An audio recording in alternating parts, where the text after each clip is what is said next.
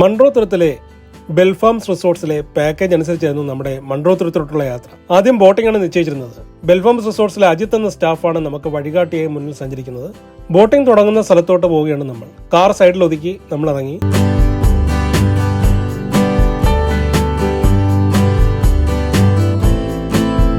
ശശികുമാറാണ് നമ്മുടെ ബോട്ടിങ്ങിന്റെ അമരക്കാരൻ.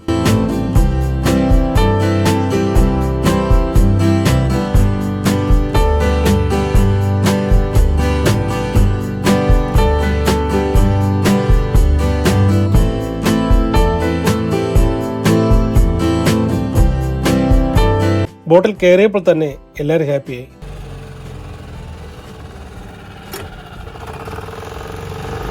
ഇടിയക്കടവിൽ നിന്ന് തുടങ്ങി നമ്മുടെ യാത്ര. മൺട്രോ തുരുത്തിൽ പ്രവേശിക്കുന്നത് കല്ലടയാറിന് കുറുകെയുള്ള ഇടിയക്കടവ് പാലത്തിലൂടെയാണ്.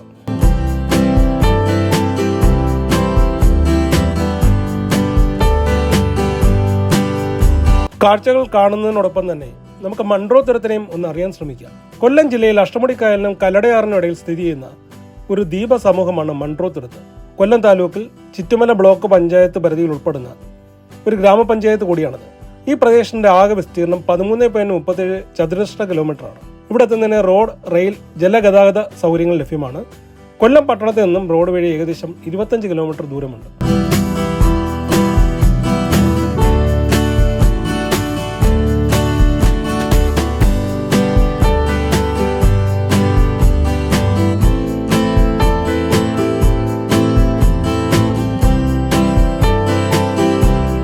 തെങ്ങും നെല്ലും മത്സ്യവുമാണ് പ്രധാന കൃഷി. തെങ്ങ് കൃഷിക്ക് അനുയോജ്യമായ മണ്ണാണ് ഇവിടെയുള്ളത്. കൃഷി, മത്സ്യബന്ധനം, കയറുപിരി, വിനോദസഞ്ചാരം എന്നിവയാണ് ഇവിടുത്തെ പ്രധാന തൊഴിൽ.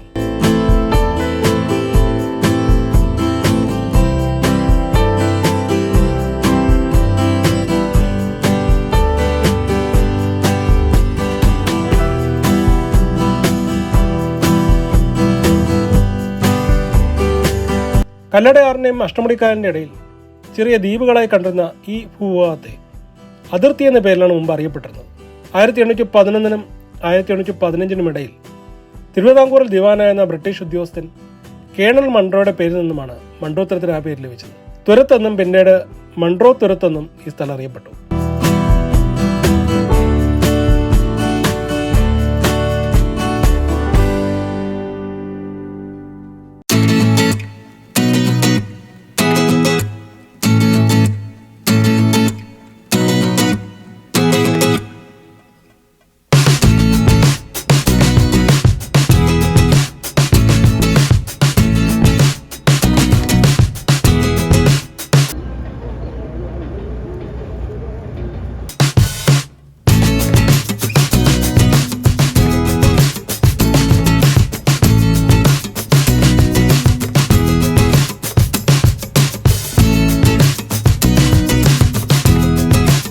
കോട്ടയത്തെ ചർച്ച് സൊസൈറ്റിക്ക് മതപ്രചാരണത്തിനും വിദ്യാഭ്യാസ പ്രചാരണത്തിനുമായി വിട്ടുകൊടുത്തുന്ന ഈ പ്രദേശം പിന്നീട് റാണി സേതു ലക്ഷ്മിഭായി 1930 സർക്കാരിലേക്ക് ഏറ്റെടുത്തു. ബോട്ട് യാത്രയിൽ അടുത്തുള്ള അമ്പലത്തിലെ പാട്ടിങ്ങനെ ഒഴുകി വരുന്നുണ്ടായിരുന്നു.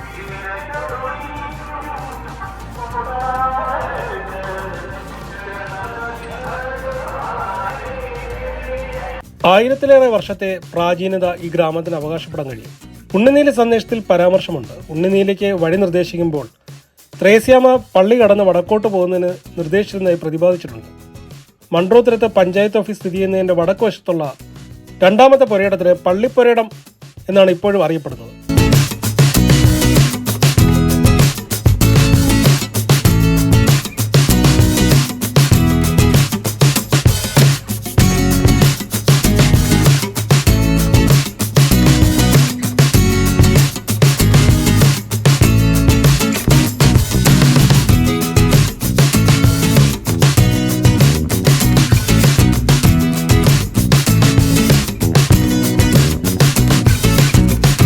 മൺട്രോ തുരുത്തിന്റെ പടിഞ്ഞാറേ അറ്റമാണ് പെരിങ്ങാലം. ഇവിടെ വണ്ടിയൊന്നും തന്നെ കടന്നു വരില്ല.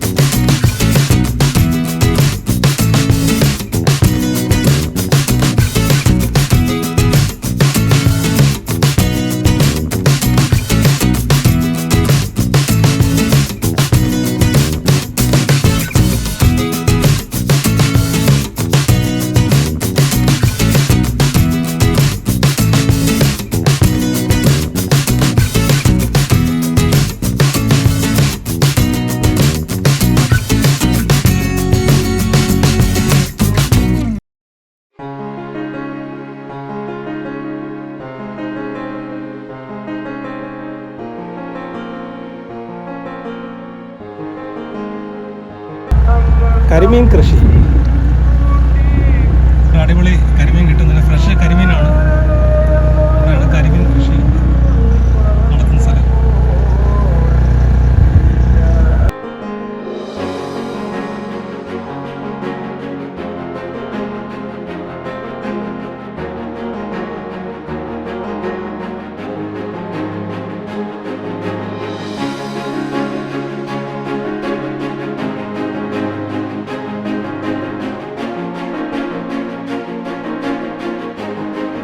ഇന്ന് കേരളത്തിൽ പരക്കെ കാണപ്പെടുന്ന പുരവള്ളങ്ങളുടെ പൂർവ്വരൂപമായിരുന്ന കെട്ടുവള്ളങ്ങൾ നൂറ്റാണ്ടുകൾക്ക് മുമ്പ് തന്നെ മൺട്രോത്തുരുത്തിൽ ധാരാളമായി ഉപയോഗിച്ചിരുന്നു. കിടക്കാനും പാചകം ചെയ്യാനും കെട്ടുറപ്പുള്ള ചെറിയൊരു മുറിയും ചരക്ക് കയറ്റുന്നുള്ള സൗകര്യവും ഈ വള്ളങ്ങളിൽ ഉണ്ടായിരുന്നു. നീളൻ മുളകൾ ഉപയോഗിച്ച് ഊന്നിയും കാറ്റിൻ്റെ സഹായത്താൽ പായകെട്ടി ഓട്ടിയും ദിവസങ്ങളോളം യാത്ര ചെയ്യാൻ പര്യാപ്തമായിരുന്നു ഈ വള്ളങ്ങൾ. കച്ചവടത്തിനായി പുറംനാടിൽ സാധനം എത്തിക്കാനും യാത്രകൾക്കും വെള്ളപ്പൊക്ക കാലങ്ങളിൽ അഭയം കണ്ടെത്തുന്നതിനും അക്കാലത്ത് വലിയ കെട്ടുവള്ളങ്ങൾ ഉപയോഗിച്ചിരുന്നു.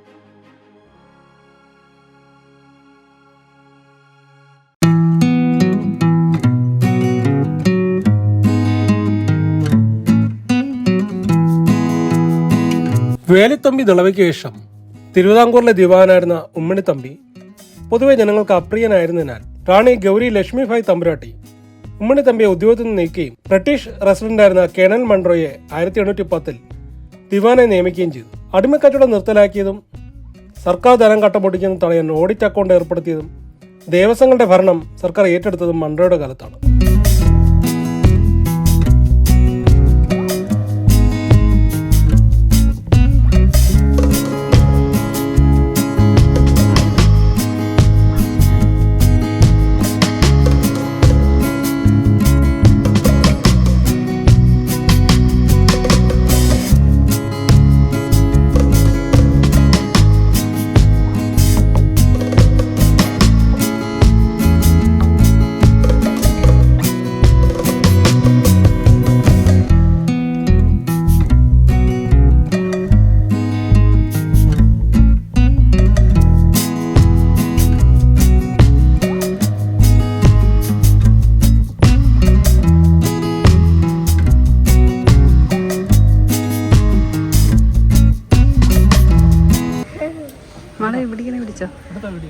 ഇങ്ങോട്ട് പോയാണ്.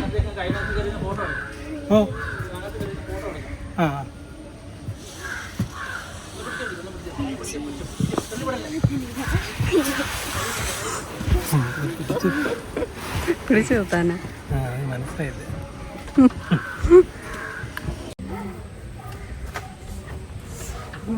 ഒരേ കാലിൽ കൂടെ പോകുമ്പോ കറക്റ്റ് കാര്യം ഒരേ ഒരു കാലം കൂടെ പോകുമ്പോ ഒരേ കാലിപ്പുറത്ത് കുഴപ്പമൊന്നുമില്ല.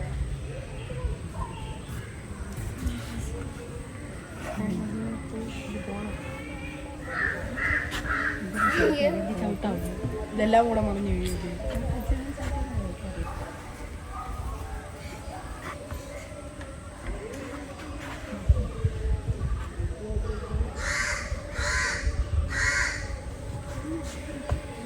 ചേർന്നടി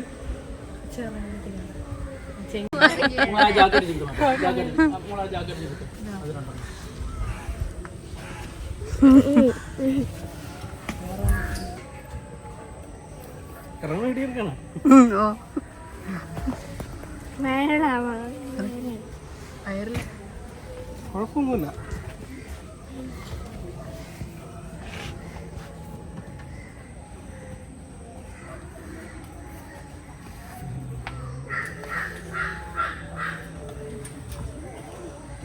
തലയും കൂടെ ചവിട്ടല്ലേ, തലയും കൂടെ അടുത്ത് ചേച്ചി തല മാറ്റി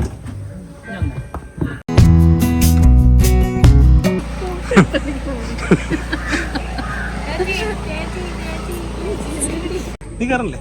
ഇല്ല എടുക്കാണ് എടുക്കല്ല, നമ്മളെ ഒന്നും നോക്കണ്ട, വേറെ ആരെ നോക്കിക്കൊണ്ടിരിക്കണം. എനിക്ക്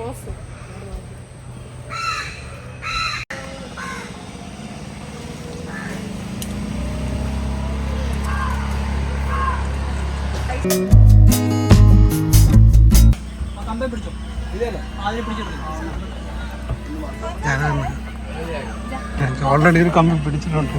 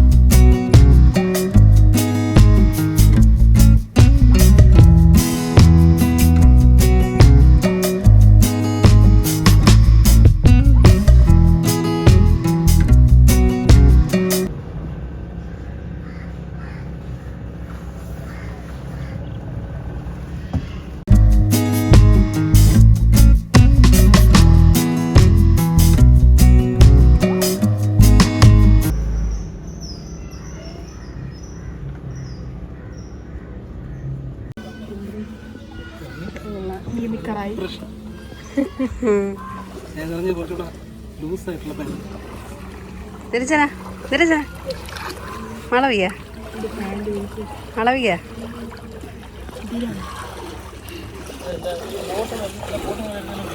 നമ്മളെ കാലെടുത്ത് വെക്കുന്നുമ്പോ ആയിരിക്കും കുറച്ച് ആഴമുണ്ടെന്ന് തോന്നുന്നു അല്ലേ?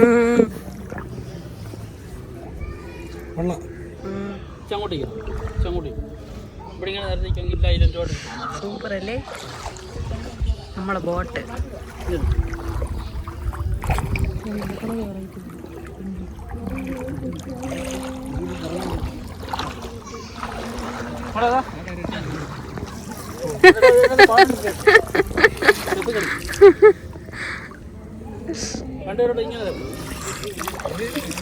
രണ്ടും വെള്ളത്തിൽ നിറഞ്ഞ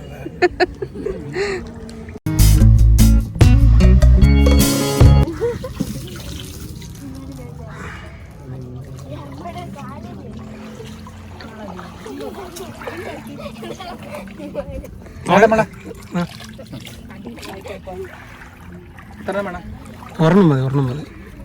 വയറ് ഫുള്ളായി പറഞ്ഞു. പേരെന്നാ? എൻ്റെ പേര് അനി. ഇവിടെ എത്ര നാളായി? ഇവിടുത്തെ ആളൊരു 6 മാസത്തോളായി. ഓ, സ്വന്തം സ്ഥലം ഇവിടെ തന്നെയാണോ? അവിടുന്ന് ചേട്ടുന്നപ്പോൾ ഒരു കരിമീൻ ഉണ്ട്. അവിടെ തന്നെ അത് കപ്പയും മുളക് ഉടച്ചത്, കരിക്ക്, തെരളി. ഓ, നമ്മള് ഇതൊക്കെ ഉണ്ടെന്നാണ് കാപ്പി കുടിക്കില്ലായിരുന്നു. ഞങ്ങൾ ഈ വെക്കേഷൻ സമയത്തെല്ലാം അല്ലാതെ ശനിയും ഞായറും. ഞങ്ങൾക്ക് പിന്നെ കപ്പലണ്ടി വറുത്തത്, കപ്പയും മുളക് ഉടച്ചത്, കരിക്ക്, തെരളി, വറുത്ത കപ്പലണ്ടി, കോളിഫ്ലവർ വറുത്തത്.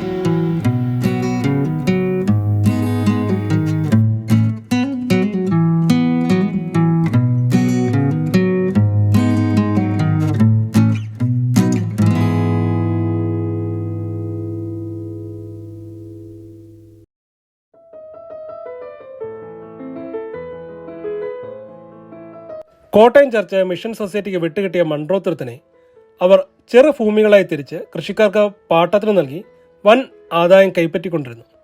കൃഷിക്കാർ തങ്ങളുടെ കൃഷിഭൂമി ഇടയ്ക്കിടെ കൈമാറ്റം ചെയ്തിരുന്നതിനാൽ സൊസൈറ്റിക്ക് പാട്ടം ഈടാക്കുവാൻ കൂടുതൽ കാലതാമസം നേരിടുകയും മിക്കപ്പോഴും കോടതിയുടെ സഹായം ആവശ്യമായി തീരുകയും ചെയ്തു. ഈ രീതി സൊസൈറ്റിക്കും കൃഷിക്കാർക്കും ഒരുപോലെ ക്ലേശകരമായി തീർന്നു. ഇത് മനസ്സിലാക്കിയ റാണി സേതു ലക്ഷ്മിഭായി 1930 മൺട്രോത്തുരുത്തിനെ ചർച്ച് മിഷൻ സൊസൈറ്റി തിരിച്ചെടുക്കുകയും കൊല്ലം താലൂക്കിലെ ഒരു പകുതി വില്ലേജ് ആക്കുകയും ചെയ്തു. നഷ്ടപരിഹാരമായി സർക്കാർ പ്രതിവർഷം 5000 രൂപ സൊസൈറ്റിക്ക് കൊടുത്തുകൊള്ളണമെന്ന് വ്യവസ്ഥ ചെയ്യുകയും ചെയ്തു. 1962 ലോക്സഭയിലെ പ്രതിപക്ഷ നേതാവായിരുന്ന എ കെ ഗോപാലൻ ഈ വിഷയം പാർലമെന്റ് ഉന്നയിക്കുകയും തുടർന്ന് അന്നത്തെ പ്രധാനമന്ത്രി എന്ന ജവഹർലാൽ നെഹ്റു ഈ കപ്പ നിർത്തലാക്കുകയും ചെയ്തു. ചുറ്റുമുള്ള കരകളുമായി ബന്ധപ്പെടാതെ ഒറ്റപ്പെട്ട് കടന്നുവന്ന ദ്വീപിനെ ഈ പ്രദേശത്തിന്റെ കിഴക്ക് ഭാഗത്ത് ഇടിയക്കടവിൽ ഒരു പാലം നിർമ്മിച്ച് കരയുമായി ബന്ധിപ്പിച്ചത് ശ്രീ ടി കെ ദിവാകരൻ മന്ത്രിയെന്ന കാലത്താണ്.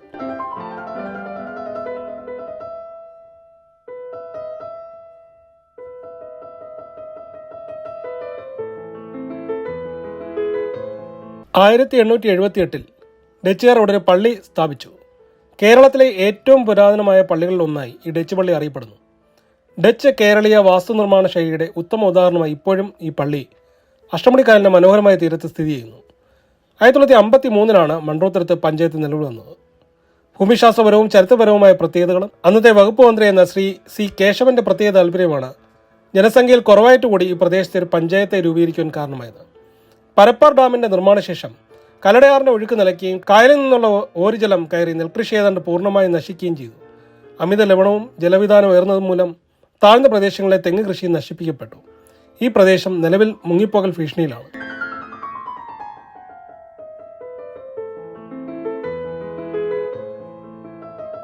കല്ലടയാറും അഷ്ടമുടിക്കായലും സംയോജിക്കുന്ന ഡെൽറ്റ പ്രദേശം എന്ന നിലയിൽ പ്രാധാന്യമർഹിക്കുന്ന ജൈവ വൈവിധ്യ പ്രദേശമാണ് മൺട്രോത്തുരുത്ത്.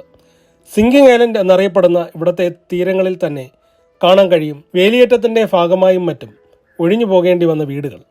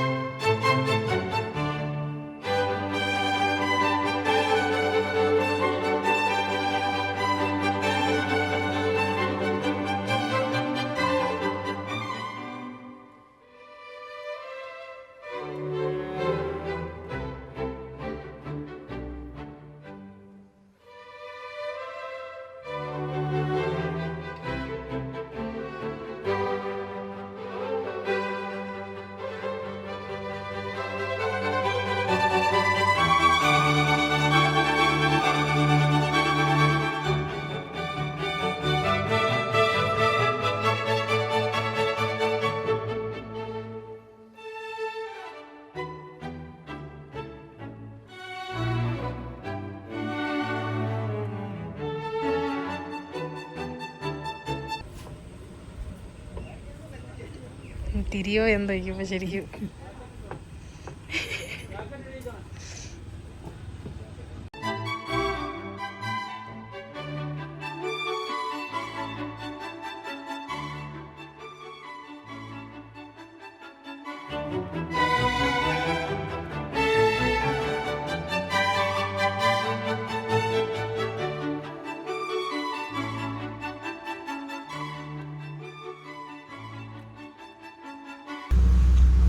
പേര് കുമാർ. എത്ര നാളായി? 5 വർഷം കൊണ്ട് ബോട്ട് കൊടുക്കും. കൊള്ളായിരുന്നു ബോട്ട്, നമുക്ക് ഇഷ്ടപ്പെട്ടു.